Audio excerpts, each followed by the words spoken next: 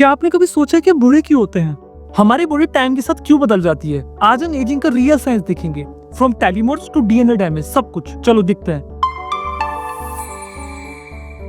Ageing का मतलब सिर्फ रिंकल्स नहीं है। साइंटिस्ट ने आइडेंटिफाई किया है कि ये बायोलॉजिकल प्रोसेस है जो डिटरमाइन करते हैं कि हम कितनी फास्ट एज करते हैं। पहला, DNA damage accumulation, telomere shortening, cellular senescence और mitochondrial dysfunction. Aging actually start in your 20s।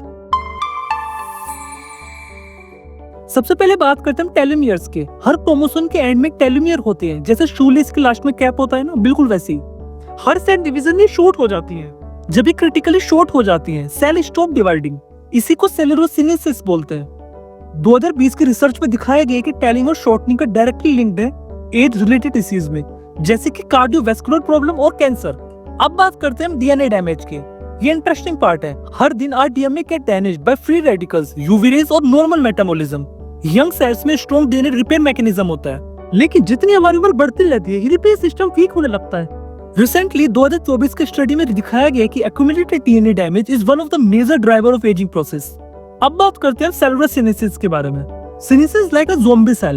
ये डिवाइड नहीं करते बट इन्फ्लेमेटरी सिग्नल रिलीज करते हैं। ये सेल्स क्रिएट करता है जो नेबरिंग सेल को भी अफेक्ट करता है। अब हम देखते हैं कि हमारा एज कैसे कैसे गिरता है एज के साथ। 20s में मसल मास पीक पर और मेटाबॉलिज्म भी हाई होता है।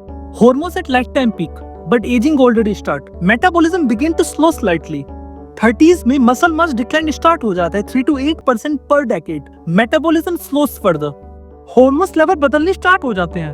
40s एक turning point है। Fat redistribution, faster muscle loss और इसी में हमारी aging दिखने लगती है।